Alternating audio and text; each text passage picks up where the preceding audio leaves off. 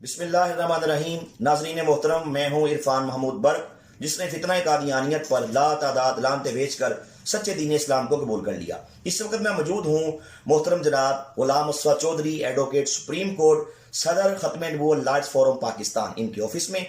आपने देखा कि चीफ जस्टिस साहब ने, काजी फायज ईसा ने चंद दिन पहले कादियानियों की फेवर में एक फैसला दिया, जिसमें कादियानी जिसने बदबख्त ने कुरान पाक की तफसीर को उसने डिस्ट्रीब्यूट किया, जिसकी पदाश में उस पर FIR हुई, लेकिन चीफ जस्टिस ने उसकी फेवर की और कादियानी को उसने रहाई दे दी। इस वाले से हमारी पूरी पाकिस्तानी कौम के अंदर एक तशवीश की लहर पाई जाती है, गम गुस्से की लहर पाई जाती है कि कादियानी जो कि कायनात के बदतरीन काफर है, जिन्हें हमारे पूरी उम्मत मुसलमान जिनको काफर कहती है, और पाकिस्तान के अंदर जिनके खिलाफ जो 74 में तहरीक चली, जिसकी पदाश में हमारी पार्लियामेंट ने कादियानियों को 74 में गैर मुस्लिम अकलियत यानी कि काफर करार दे दिया। उसके बाद कादियानियों के खिलाफ 84 के अंदर खत्म नबूवत की तहरीक चली, जिसके अंदर कादियानियों को शायर इस्लामी इस्तेमाल करने पर पाबंदी लगा दी गई, जिसके तहत कोई भी कादियानी खुद को मुसलमान जाहिर नहीं कर सकता और ना किसी मुसलमान को प्रीचिंग कर सकता है, और कोई भी ऐसी एक्टिविटीज जिससे वो मुसलमान शो हो, शायर इस्लामी की तौहीन करे, वो बिल्कुल नहीं कर सकता। अगर वो करेगा तो पाकिस्तान का कानून है 298BC के तहत उस पर FIR दर्ज की जाएगी। उसके बाद अल्हम्दुलिल्लाह हमारे से पहले भी हमारे काबरीन ने खत्म नबूवत के पहरे के लिए जाने दी हैं, माल दिया है। 53 के अंदर खत्म नबूवत की तहरीक के अंदर 10,000 मुसलमानों ने जामे शहादत नोश की है। खत्म नबूवत का मामला इंतहाई सेंसिटिव है, कादियानी कायनात के बदतरीन काफर हैं। तो मैं आज इस वाले से चौधरी साहब से ये पूछूंगा कि जब कादियानियों के खिलाफ ये कवानीन मौजूद हैं, सुप्रीम कोर्ट के फैसले हैं, 1993 SCMR ज़हीरुद्दीन बनाम सरकार फुल बेंच ने कादियानियों के बारे में बड़ा बेहतरीन फैसला दिया कि कादियानी खुद को मुसलमान नहीं जाहिर कर सकते। इसी तरह आपकी फेडरल शरीयत कोर्ट ने, इसी तरह आपकी हाई कोर्ट्स ने, जब कादियानियों की तमाम इनके बातें देखने सुनने के बाद बड़े तारीख साज किस्म के फैसले दिए, तो फिर चीफ जस्टिस ने किस बेस पे कादियानियों की फेवर की है? इस वाले से मैं कानूनी पहलुओं पे रोशनी डालने के लिए चौधरी साहब से पूछूंगा कि इस पे आप सर क्या कहते हैं? बिस्मिल्लाहिर्रहमानिर्रहीम, सल्लल्लाहु अलैहि खातमुन नबिय्यीन। मुहतरम इरफान बर्क साहब, आपका बहुत शुक्रिया, आपने मौका दिया। कुछ ऐसे हालात उस फैसले के बाद पैदा हो गए कि हर बंदा जो है वो एक इंतहाई परेशानी के आलम में है कि ये क्या फ़ैसला हो गया, कादियानियों को फ्री हैंड मिल गया, क्या वो अपनी दिन रात जो है इबादत भी करते रहेंगे, अपने मामला जो चलाते रहेंगे, अपने जो एक उनका ऐसा मज़हब जो है जिसके ऊपर कानून में, आइन में पाबंदी है, उसको उसकी तरवीज करते रहेंगे, अपनी किताबें, अपनी तफसीर छापते रहेंगे। तो ऐसी सूरत हाल में मैं आपको अर्ज़ कर दूँ को हक़ायक़ इस तरह पे हैं कि कादियानियों के ख़िलाफ़ एक मुकदमा थाना चिन्योट में दर्ज होता है, चनाब नगर। ये कॉपी मेरे पास है, अगर आपका कैमरा मैन दिखा सके। ये एक मुकदमा दर्ज होता है इम्तनाए कादियानियत ऑर्डिनेंस के तहत, और उसके बाद कुरान पाक की तौहीन के बारे में, और जो कुरान पाक की प्रिंटिंग का कानून, उसकी वायलेशन के बारे में ये पर्चा दर्ज होता है।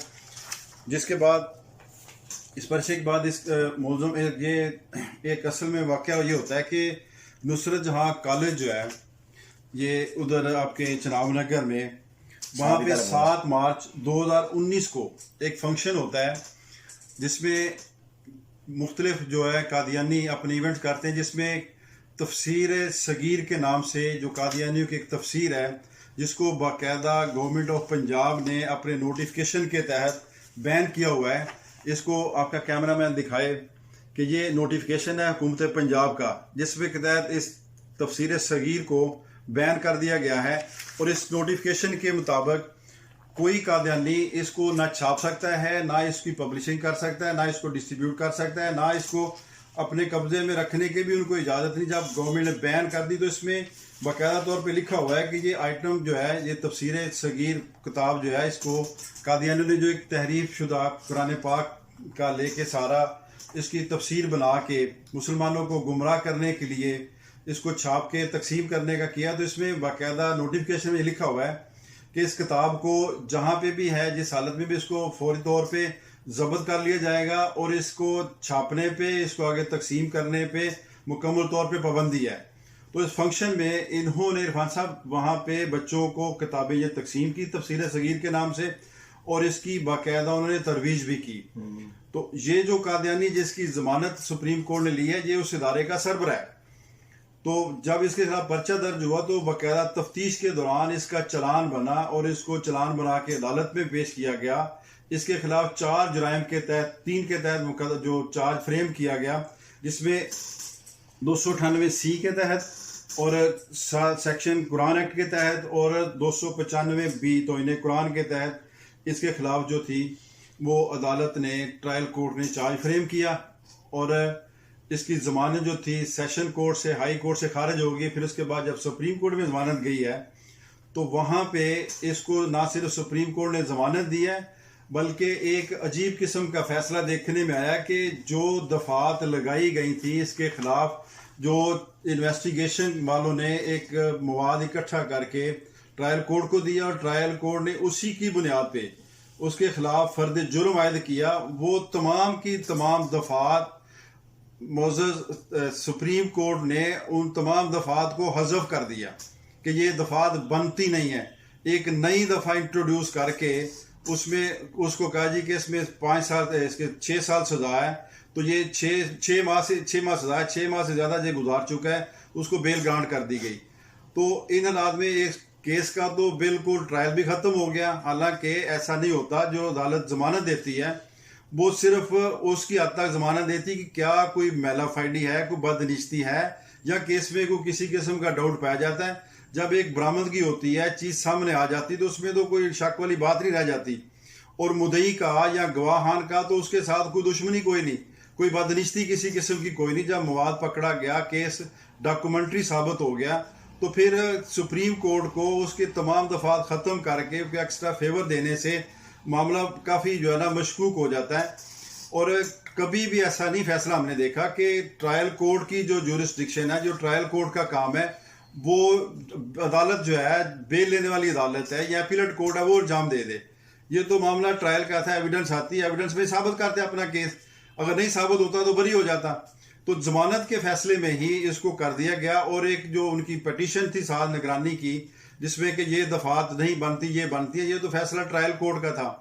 तो इस केस में अगर देखा जाए तो डॉक्यूमेंट के लिहाज से जो मवाद वहाँ पे मौजूद है, जो बरामदगियाँ की गई हैं, जो गवाहान के बयानात है, मुद्दई का अपना मौक़िफ़ है, उन तमाम को देख के जो जराइम जिनके फर्द जुर्म आयद किया था वो बनते हैं। तो इन हालात में इस फैसले के खिलाफ जो भी लीगल रेमेडी है कि निगरानी की रिव्यू की शक्ल में, नजरसानी की शक्ल में, वो इंशाल्लाह होगी और ये फैसला रिवर्स होगा और इसको होना चाहिए। अगर ये फैसला इंटैक्ट रहेगा तो इससे बहुत सारे मामला खराब होंगे और बहुत सारे जो केसेस चल रहे हैं कादियानियों के खिलाफ, वो सारे ख़त्म हो जाएंगे। उस फैसले में ये कहा गया कि जी कादियानियों को या किसी बंदे को आइन तहफ़्फ़ुज़ देता है कि वो अपना जो सा मज़हब इख्तियार करे, उसको फंडामेंटल राइट्स है उसके, जहाँ उसको ये फंडामेंटल राइट दिए जाते हैं, वहाँ इस चीज़ को भी मना किया जाता है कि दूसरे के मजहबी जज्बात को मजरूह नहीं करना। तो दूसरा करूँगा, कादियानियों का इस पे अकीदा है कि नौज़बिल्लाह वो कहते हैं कि दुनिया में दोबारा मोहम्मद आ गए। और मिर्जा कादियानी कज़्ज़ाब के बारे में ये हर्जा सराई करते हैं कि दुनिया में फिर से मोहम्मद बन के आया। और माज़अल्लाह मिर्जे ने ये बात लिखी, तस्करी के अंदर मौजूद है, आपको पता है, इन्ना अंज़लनाहु क़रीबम मिनल कादियान, कि हमने कुरान पाक को कादियान के करीब उतारा है। तो जब इस किस्म की बातें पब्लिक में आएंगी तो क्या लोग बर्दाश्त करेंगे सर? ये इस तरह कोई बर्दाश्त नहीं करेगा। देखिए, कादियानियों के खिलाफ अगर ऐसा फैसला है तो हमारा आइन जो है वो इनको काफिर करार देता है। उसके बाद इम्तनाए कादियानियत ऑर्डिनेंस है वो इनको रोकता है। अच्छा, फिर एक और बड़ी अहम बात है कि जो हमारा कुरान प्रिंटिंग एंड पब्लिशिंग का कानून है, कुरान एक्ट जिसको हम कहते हैं, उसमें इनको कतई इजाज़त नहीं कि कोई कादियानी कुरान पाक को ना छाप सकता है ना उसको आगे तकसीम कर सकता है। तो उसके लिए बाकायदा जो प्रिंट करने वाला है उससे बाकायदा तौर पे गवर्नमेंट एक एफिडेविट लेती है, उसको एक बयान अल्फी देना पड़ता है कि मेरा तल्लक कादियानियत से नहीं है। तो फिर उसके बाद उसको इजाज़त दी जाती है। तो यहाँ इस केस में वो कादियानी है, को कुरान एक्ट की भी खिलाफ वर्जी हो रही है, इम्तनाए कादियानियत ऑर्डिनेंस की भी खिलाफ वर्जी हो रही है और आइन की भी खिलाफ वर्जी हो रही है। और तमाम चीज़ों को साइड पे रखते हुए उसको एक एक्स्ट्रा फेवर नजर आ रही कि मिल गई है और दे दी गई है, जो एक अच्छा एग्जाम्पल नहीं बनेगी। वो बहुत सारे उससे मामला जो है ना वो खराब हो